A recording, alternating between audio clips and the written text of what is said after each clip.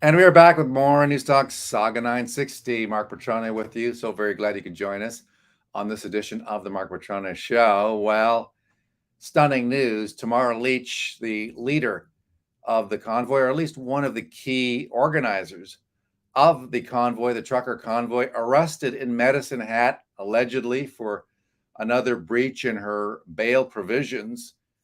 It's unexpected. I mean, I don't know too many people who saw that coming, but I suppose nobody should be overly surprised by this, given the predatorial nature of the attacks on her. We're getting also some news that she may, quite possibly, be nominated for a Nobel Peace Prize. Wouldn't that be a shocking development and a finger to the eye of the Justin Trudeau administration? We have Andy Lee joining us. I know she's going to be heading to Ottawa for the Canada Day ceremonies slash possibly, I don't want to say protest, but it's more of a celebration slash rally of some kind. Not sure exactly what you're going to be doing in Canada, in Ottawa for the Canada Day holiday. But talk a little bit about this latest development. Read Tamara Lich. You've got some documents, do you not? Yeah. So Tamara Leach was rearrested in Medicine Hat for breaching her bail conditions. Presumably, that's because when she received her award from the Justice Center for Constitutional Freedoms, she was photographed with Tom Marazzo, and one of her bail conditions was that she not contact Tom outside of legal counsel. But it's a little bit sticky because her legal counsel was present at that award ceremony. So, it's a little bit of a sneaky move, I think, for them to say that she's breached her bail conditions, because, she took a picture that had Tom in it and they were close to each other. I mean, and like I said, her legal counsel was present at that event. So, they sort of got her on a technicality. So I was sent some documents. I love all you people who send me documents. I work so hard to get through all of them. So this was a petition, it looks like, and I'm still verifying this. I've contacted the European Parliament, but yeah, we can bring it up. So this is a petition that's been put forward to the European Parliament, to members of the European Parliament, to nominate Tamara actually for the Nobel Peace Prize, and to get her, nominated for that award. So, we've sort of progressed in our country to, persecuting people who are genuinely being put up for, some pretty serious awards. I mean, the Justice Center's award, that was no small thing either.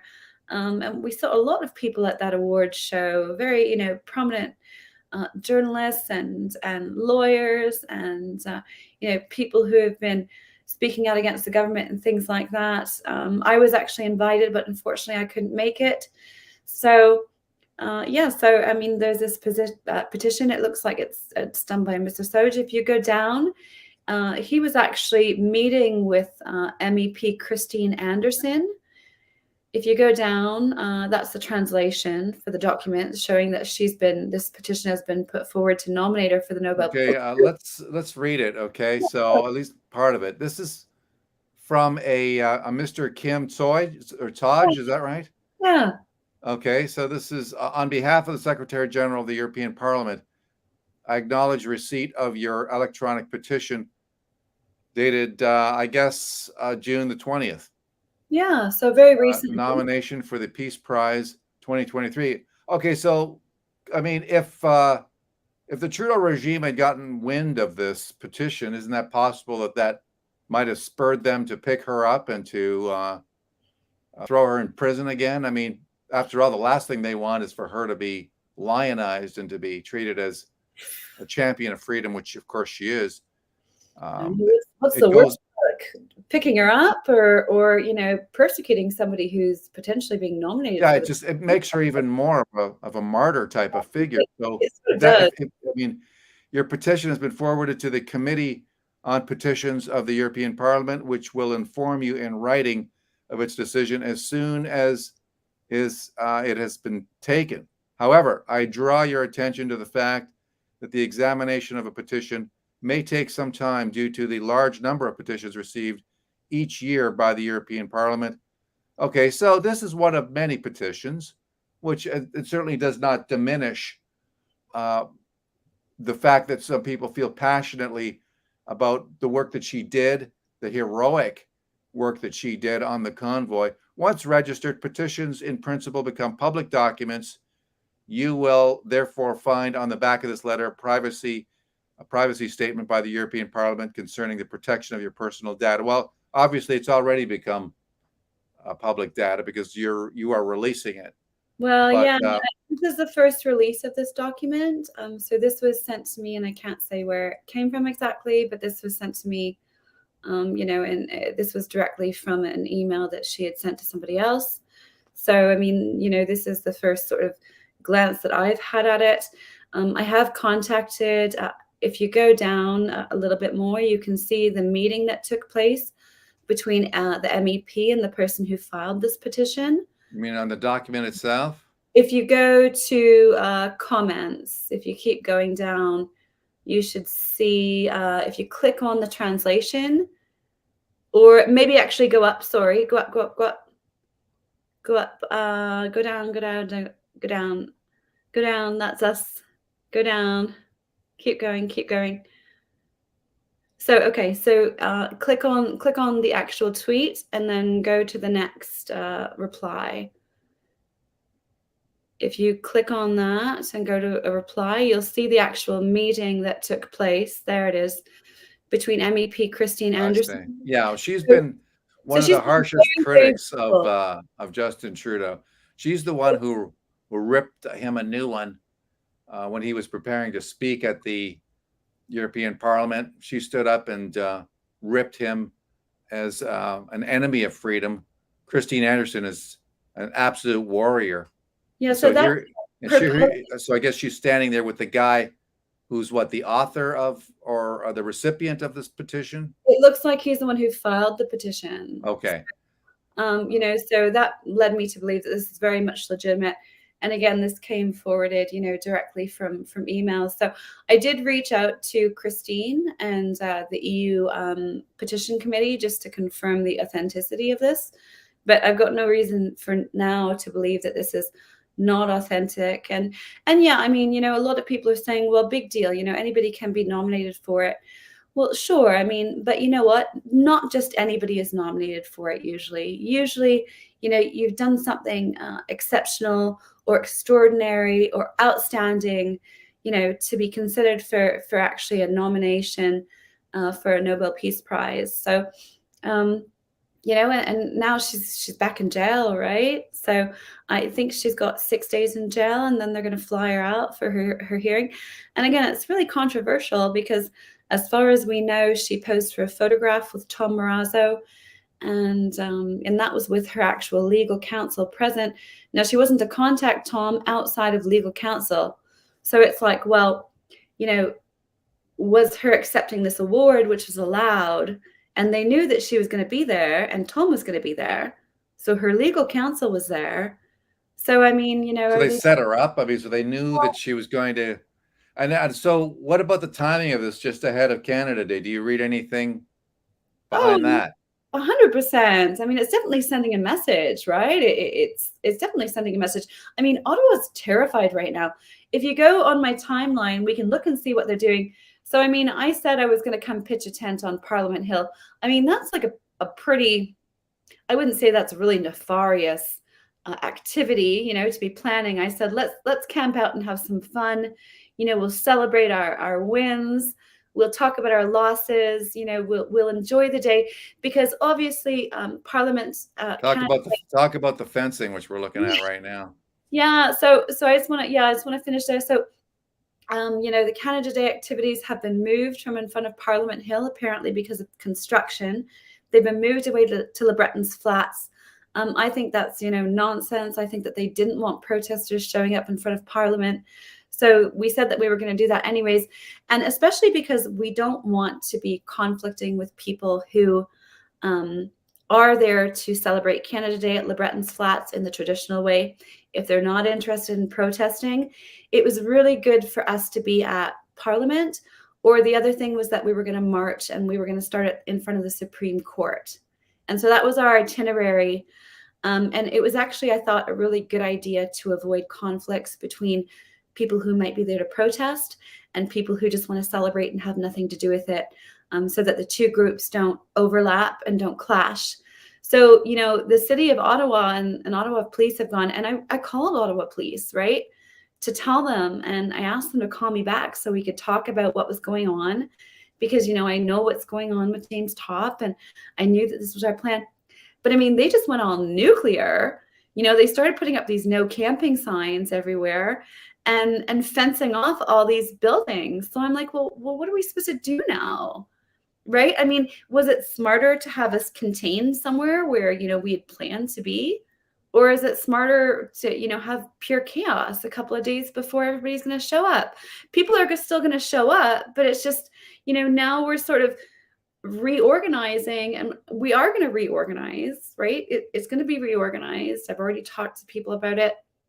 Just because it's blocked off doesn't mean that, you know, it's not going to happen. Like I said, protesters are going regardless of whether I'm going. If I'm like, I'm not going, protesters are still going to go, right? So let's give them somewhere to go where we know where they're going. We're not going to have clashes between protesters and residents. And Ottawa police know exactly where we're going to be, right? So we can be safe and have a fun day. So we are going to reorganize. We don't know where that's going to be at exactly. And there's Jim Watson, right? And he had a big. So he said, let's listen to what he has to say. I mean, he's treating this as a warning, an opportunity to warn anybody who might be thinking of protest. Canadians are allowed to protest, and this guy can pound sand if he doesn't like it. But let's listen. We won't be intimidated by any group that plans to disrupt the celebration. We're prepared, and we will not tolerate any illegal activity by anyone. Meaning what? Like, well, I mean, as far as I know, protesting is perfectly legal in this country, and there's nothing that this bozo can say to change that. Let's listen to some more of it. Residents and visitors have questions about transit services, road closures, crowd control, parking, and many other aspects of our preparations that we'll be answering today. Yeah, he doesn't want people protesting his little authoritarian regime. He can pound sand. I hope people do protest. Well, people are going to protest. And I mean, you know, it's unfortunate that we're in this situation. And you know what? We wouldn't have been in this situation had our government not divided Canadians and said, basically, some of you are not welcome in our society, and we're not going to tolerate you people.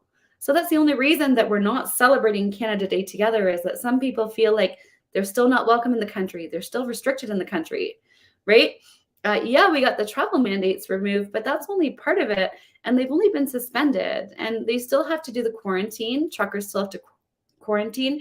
We still have the Arrive Can app, which, you know, even the airport transportation boards have said is a disaster. The passport offices are a disaster. The airports are a disaster, right? I mean, like, this country can't run anything, but they think that they should be able to dictate where we are able to go and voice our opinion, right? So it's really, really unreal. And like I said, I wanted them to be prepared, so I reached out to them personally.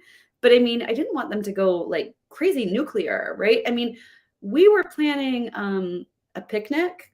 We were planning bouncy castles. James Top was going to speak. We were going to have a dance party, and then we were going to go camping. I mean, like, there was nothing insidious. We were like, we're not going to block off the city. We're not going to do blockades. We'll even park legally.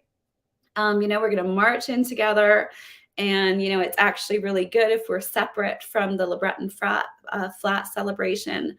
And hopefully, you know, there won't be any clashes or any negativity between the residents or people who are there to celebrate otherwise, and people who are there and want to demonstrate.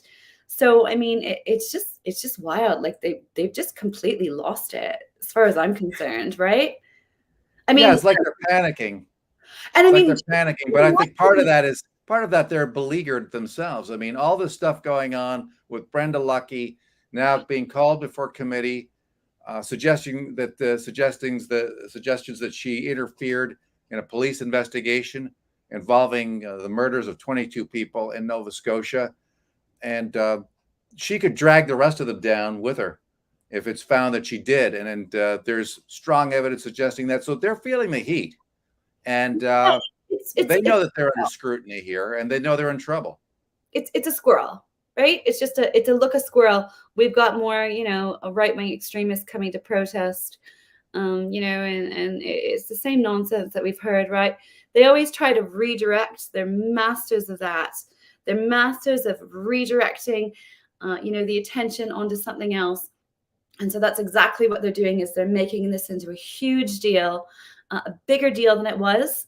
Like I said, I mean, Jim Watson went on TV and he said that if you try to bring camping equipment on the hill, you could get arrested. I mean, in Canada, like, you know what? It could be a hot day. What if I want to pitch a little shade tent, right? You're going to come arrest me for that on the grounds of my own parliament? Well, they arrested that person for honking. No, for cheering the honk. Remember Yeah. that during the convoy? Older gentleman was arrested because he apparently cheered one of the truckers. So these people, who knows what they're capable of? But they're trying to intimidate Canadians. That's what they're trying to do. I think they're definitely trying to intimidate the protesters, and to send a strong message out. I mean, let's face it, all this nonsense about illegal activity, there was a very precious little illegal activity during the massive convoy protest. For what it was, for the scale, I mean, it was one of the most successful, huge, insane, peaceful protests probably the world has ever seen, right? So they really don't. And my point of going camping was, I was like, okay, how can we do something that's inherently super peaceful, Canadian, but that might sort of embarrass and shame our government for cracking down on us and garner international attention. And so that's where I got the idea of camping. I thought, camping is super Canadian, right? Canadians love camping. We're born for this. And it would be so much fun, and it would be healing. And it wasn't even supposed to be so much a protest as just a celebration. And they're doing this crazy authoritarian crackdown, fencing off all the things. That's a message directed to you, to the rest of the people who are coming to Ottawa. And so it shows what they're afraid of. They're afraid of pushback. They don't like it. They just want people under their boot to just do what they're told, and to hell with them. Anyway. Yeah, well, I mean, they've got. You're going to Ottawa, right? And you're on your way. And so, well, be careful. What can I say? Okay. Well, I'll be there Watch tomorrow. yourself. So Watch yourself. Yeah, I will. I know that they're watching me because a lot of the stuff that they've put out are directly in response to my tweets, and that's fine. They can watch me. There's nothing. I'm not doing anything wrong, right? And I'm reading their rules as they're putting them out, and I'm trying to adapt and find, solutions. Like I said, I don't think it's a good solution to not have a place to congregate and protest. I think that was the best solution, was to let us put on some tunes. I mean, even today, Jim Watson and Police Chief Bell, they were saying you can't even bring a sound system or speakers or anything, right? Those are structures. I mean, that's pretty wild. No fun allowed. Yeah, basically. Well, that was the whole point of it, is let's be as silly and as fun and as innocent as possible, right? To ridicule the government. They're looking for any excuse. And the way that they've reacted. The hell with them. So, they went and they did this super strong overreaction. And obviously they're watching me. And like I said, bullies. They're bullies. We're still coming. And, you know what? Bullies eventually get theirs. I got to wrap things up, Andy. Thanks for coming on the show. Appreciate it. Yeah. So let's do this again. Let's start live streaming. I'm going to meet James on Friday for sure. Okay. Yeah. Let's do that. Let's do some interviews on our way into Ottawa, and hopefully we'll get a lot of people out and a lot of support out marching with us. And hopefully, people won't be scared or deterred. We do still have a right to legal protest in this country, as far as people. So I suggest that now is not the time to stop exercising it in light of what we've seen. Certainly isn't. Thank you, Andy. We'll talk to you later. Okay. Take care. Bye. Andy Lee joining us, and she's on her way to Ottawa for Canada Day. Let's take a break. Back with more News Talk Saga 960 and the Mark Petrona Show after this.